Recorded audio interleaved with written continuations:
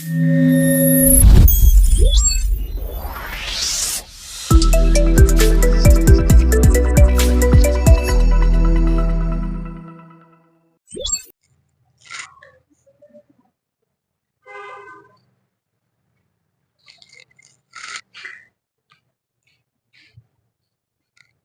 तो टीचर अस्सलाम वालेकुम।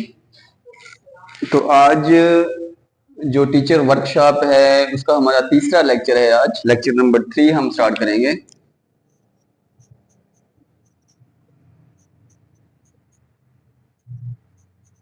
आई थिंक सो पहले 2 लेक्चर हमारे हो चुके हैं। जो मेन पर्पस था वो मैंने पहले आपको बता दिया था इस वर्कशॉप का, ताकि आगे हमारा जब सेशन स्टार्ट हो, न्यू सेशन जो हो, तो उसमें पहले से हम हमारे जो वीकनेस हैं हम उनको क्या कर लें, डिस्कस कर लें, और आपके अंदर भी कुछ क्या है जो खामियां वो पूरी हो जाए, ताकि हम बच्चों को अच्छी तरीके से डील कर सकें। पूरी हो जाए ताकि हम बच्चों को अच्छी तरीके से डील कर सकें। आपका टाइम लेने का मेन मकसद यही होता है। उसमें ज्यादा से ज्यादा फायदा आप लोगों का ही है, क्योंकि मेरा जितना भी एक्सपीरियंस है मैं वो आप लोगों से क्या करता हूँ, फिर शेयर करता हूँ। हम मुख्तलिफ चीजें डिस्कस भी करते हैं। मोस्टली जो चीजें हम कह नहीं पाते, प्रिंसिपल को नहीं कह पाते, तो याद रखिएगा जो टीचर और प्रिंसिपल का रिलेशनशिप होता है वो भी फ्रेंडली ही होता है। कुछ मैंने देखा है ना, कुछ ऐसे प्रिंसिपल होते हैं जिनको देख के मैंने गुस्सा आता है, उनका इतना एटीट्यूड होता है, बिहेवियर होता है कि भाई अजीब सा होता है। लेकिन ये चीज प्रिंसिपल को भी सूट नहीं करती। वो फ्रेंडली रहे अपनी जो टीम है उसके साथ भी, ताकि उनके जितने भी मसाइल है उनको सुन सके। तो एक सर थे, आज की अकेडमी में था वहां पर लाहौर में। वो जो प्रिंसिपल थे वो बहुत ही अच्छे थे। मतलब वो हर चीज सुनते भी थे, टीचर्स के मसाइल भी सुनते थे, जो भी चीजें होते थे उनके साथ हमेशा फ्रेंडली ही रहते थे। जब डिस्कशन नहीं होगी, टीचर एटीट्यूड दिखाएगा, अपनी चीजें उनके ऊपर थोपेगा, ठीक है ना, तो कोई भी चीज में वो टीचर गुस्से में रहेंगे। वो कोई भी, इसलिए आप विदाउट एनी हेजिटेशन, कोई भी आपको मसला होता है, कोई भी प्रॉब्लम आती है, तो आप विदाउट एनी हेजिटेशन मुझसे डिस्कस कर सकते हैं। वो जो एक फेयर होता है वो आपके अंदर नहीं होना चाहिए। तो आज आते हैं हम अपने टॉपिक की तरफ। जो आज हमारा टॉपिक है classroom management and discipline. It is most important topic for teachers, क्योंकि टीचर्स, बहुत सारे टीचर कंफ्यूज हो जाते हैं। बड़े बड़े टीचर जो होते हैं वो जब क्लास में आते हैं तो वहां पर उनकी कंफ्यूजन की वजह से क्लास की जो उसको कंट्रोल नहीं कर पाते, तो कुछ ही अरसे बाद उनको क्लास से निकाल दिया जाता है। तो इसीलिए जो क्लासरूम मैनेजमेंट और जो डिसिप्लिन है वो सबसे इंपॉर्टेंट चीज है एक टीचर के लिए। आज इसको हम डिस्कस करेंगे। इस वीडियो में आपको वो सारी चीजें बताई जाएंगी, या इस टॉपिक में आपको वो सारी चीजें बताई जाएंगी जिससे आप इस पे अमल करके अपनी क्लास को आसानी से कंट्रोल कर सकते हैं। अच्छा, तो सबसे पहले हम देखेंगे इसमें व्हाट इज मैनेजमेंट, के मैनेजमेंट किसे कहते हैं, व्हाट इज क्लासरूम मैनेजमेंट, और फिर लास्ट में हम बात करेंगे किसकी, डिसिप्लिन की। तो ये हमारे मेजर टॉपिक्स हैं जिनको हम क्या करेंगे, आज टच करेंगे। तो सबसे पहले हम बात करेंगे व्हाट इज मैनेजमेंट। मैनेजमेंट को अगर मैं सिंपल वे में कहूं, एक इजली वे में आपको बताना चाहूं, कम खर्च बाला नशी। मतलब अगर आपके पास कम रिसोर्सेज हैं, उससे आप कोई चीज अच्छी प्रोडक्ट एक अच्छा हासिल कर सकते हैं, जो आप उसकी जो प्रोडक्टिविटी है उससे बहुत ज्यादा ले सकते हैं एक कम रिसोर्सेज से, तो उसको हम क्या कहते हैं, मैनेजमेंट कहते हैं। अब जो टीचर होता है, टीचर के जो रिसोर्सेज हैं वो उसके स्टूडेंट्स हैं, और उसकी जो प्रोडक्टिविटी है वो क्या है, उसके जो रिजल्ट है। तो मतलब आप जो फिजिकल इन्वायरमेंट होता है अगर हम देखेंगे तो इसको हम क्या यूं समझें कि जो टीचर होता है वो भी अपनी क्लास का एक मैनेजर होता है। बात को समझिएगा, बड़ी इंपॉर्टेंट बात की है। आप अपनी क्लास में क्या है, मैनेजर हैं। आपने उन सब चीजों को क्या करना है, मैनेज करना है क्लास के अंदर।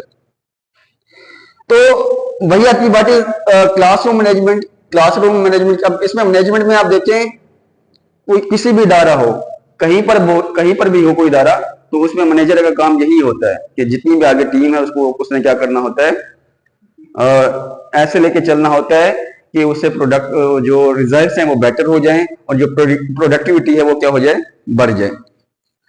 तो आगे what is classroom management. Classroom management की अगर हम बात करें तो उसमें इसकी मेजर टाइप सबसे पहले हम देखेंगे। तो इसमें मेजर टाइप्स में 3 टाइप्स हैं इसकी। सबसे पहले आती है physical, then psychological and last one is instructional. सबसे पहले हम बात करेंगे फिजिकल। ये जो फिजिकल क्लासरूम मैनेजमेंट होती है वो क्या होती है। और फिजिकल से मुराद ये है कि जब आप क्लास में जाते हैं तो वहां पर आपका जो इन्वायरमेंट है, डेस्क हो गए, लेकिन स्टूडेंट की जो तरतीब है वो कैसे बैठे हुए हैं मोस्टली, या जो इन्वायरमेंट कैसा है, खिड़कियां ओपन है, गर्मी है, सर्दी है, ये क्या है उसकी फिजिकल मैनेजमेंट होती है किसी भी क्लास की। अब वहां पर आपने जो अरेंजमेंट करनी है, आपने देखा होगा कि क्लास में बहुत सारे ऐसे बच्चे होते हैं जो कि ज्यादा शरारती होते हैं या दूसरों को पढ़ने नहीं देते, या आपस में उनकी ग्रुपिंग होती है, तो उससे भी वो काफी क्लास का माहौल, डिसिप्लिन जो है उसको खत्म कर सकते हैं। तो आपने क्या करना है, उनकी अरेंजमेंट ऐसे करनी है फिजिकली कि उनको ऐसे बिठाना है, मोस्टली जो ज्यादा एक दूसरे के करीबी दोस्त हैं, गपशप ज्यादा करते हैं, उनको सेपरेट कर दें ताकि वो वहां पर जो इन्वायरमेंट है उसको डिस्टर्ब ना करे। तो इसलिए जो फिजिकल इन्वायरमेंट में जो उसकी अरेंजमेंट है क्लास की, उसको आपने क्या करना है, बेटर करना है। ये सबसे पहले फिजिकल आता है। आगे आता है साइकोलॉजिकल। साइकोलॉजिकल की अगर हम बात करें, ये सबसे इंपॉर्टेंट है कि क्या आगे जो बच्चे बैठे हैं उनका जो मेंटल लेवल है, क्या वो आपको सुनने के काबिल है कि नहीं, क्या वो सुनने के लिए तैयार भी है आपका लेक्चर के नहीं, ये नहीं, उनका इंटरेस्ट भी है या नहीं, उनका जो माइंड है। अब देखिए माइंड से मुराद ये है कि अब वो उस सुनने के काबिल ही नहीं है, वो सुनने नहीं चाहते आपको, तो क्या वो आगे आप उसको कन्वे कर पाएंगे, आप नहीं कर पाएंगे। आप पहले मेंटली तौर पर उनको क्या करें, थोड़ा रिफ्रेश करें, आते ही थोड़ा सा उनके से कोई ऐसी चीज शेयर करें कि उनका जो मेंटल लेवल है थोड़ा, अगर कोई डिप्रेशन में है, ये जब आते हैं बच्चे तो किसी का घर में क्या मसला होता है, क्या मसला होता है, वो इसी वजह से वो थोड़े से डिस्टर्ब होते हैं मेंटली तौर पे, तो थोड़ा उनको रिफ्रेश करें। जब वो रिफ्रेश होंगे, जब उनकी मेंटल कंडीशन बेटर होगी, तो वो आपकी बात को भी क्या करेंगे, अच्छे से समझ पाएंगे। जब तक वो मेंटली डिस्टर्ब रहेंगे, आपकी जो लेक्चर है जितना आप डिलीवर करते रहें उसका कोई आपको बेनिफिट नहीं मिलेगा, उसको कोई मतलब कोई भी चीज आपको उसका रिजल्ट नहीं मिलेगा। तो मेंटली या साइकोलॉजी तौर पर बच्चों को क्या करें, पहले बेटर करें। आगे टीचर लास्ट टाइम में जो है वो इंस्ट्रक्शनल। इंस्ट्रक्शनल में आपका वही आता है कि जो आपका कंटेंट मटेरियल है, जो आपका टॉपिक है, वो आपने कैसे डिलीवर करना है, वो उसमें आता है, इंस्ट्रक्शन में आता है। वो आगे इसको मजीद हम डिस्कस करेंगे। तो लास्ट में हम आते हैं डिसिप्लिन की तरफ कि डिसिप्लिन क्या होता है। डिसिप्लिन की अगर हम बात करें तो याद रखिएगा, डिसिप्लिन में सबसे जो पहली चीज है वो है टीचर पर्सनैलिटी ड्रेसिंग। ये सबसे बड़ी इंपॉर्टेंट चीज है। आप टीचर के लिए यूं समझिए एक रोल मॉडल है। टीचर एक रोल मॉडल होता है, वो आपको आपकी हर चीज को क्या कर रहे होते हैं, फॉलो कर रहे होते हैं।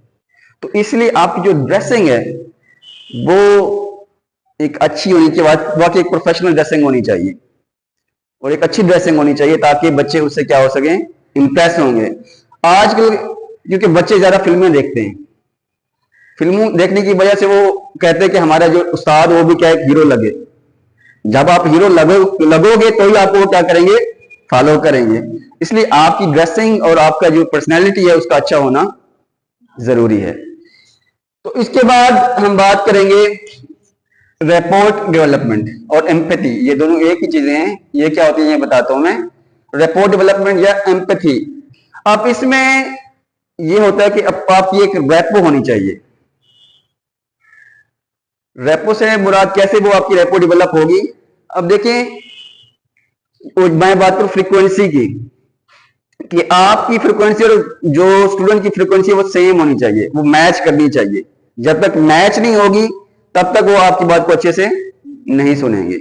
मतलब इसका ये समझ लें कि उसको आप क्या करें, ऐसे वे में कन्वे करें, इसी वे में। अब मुख्तलिफ किस्म के स्टूडेंट बैठे होते हैं, आप सादा और आसान वर्ड यूज करें, हर छोटे लेवल से ही, ताकि आप उनको अच्छे तरीके से क्या कर सकें, कन्वे कर सकें। और एम्पैथी क्या मतलब ये होता है कि अगर आप ये देखते हैं कि आप चाहते हैं कि आप उसके ऊपर कोई चीज जबरदस्ती करें, जबरदस्ती करेंगे तो कभी भी वो स्टूडेंट क्या है उसको फॉलो नहीं करेगा, बल्कि उसके साथ शफकत से एक पोलाइट वे में आप उसको क्या करें, पढ़ाएंगे, तो उससे आपको रिजल्ट भी बेटर मिलेंगे। आगे है सब्जेक्ट ग्रिप। अब सब्जेक्ट ग्रिप में पहले भी मैंने बताया था आपको कि आपका जो सब्जेक्ट है जस्ट लाइक उसकी प्लानिंग कर लें। इसमें लेसन प्लानिंग आती है। लेसन प्लानिंग कैसे आती है कि आपने देखा होगा कि आपके अगर केमिस्ट्री है या इंग्लिश है, मैथ है, तो आपको एक लेसन प्लान में आगे दूंगा, आपने खुद भी तैयार करना होगा, मैं भी आपको दूंगा। तो उसमें यह होता है कि आपने 4 चैप्टर हैं, तो आपको पता होना चाहिए इस महीने मैंने कितनी चैप्टर पढ़ाने, एक वीक में मैंने कितनी चैप्टर, एक वीक में चैप्टर पढ़ाना है, 2 वीक में पढ़ाना है। तो प्लानिंग लाजमी कर ले, क्योंकि आगे कुछ टीचर ऐसे होते हैं वो बस पढ़ाते रहते हैं, अभी तक कोर्स उनका रह जाता है, इतनी स्लो चल रहा है, तो उनकी प्लानिंग नहीं की होती। तो लेसन प्लानिंग जो है वो क्या होती है, सबसे ज्यादा इंपॉर्टेंट है। आपने पहले से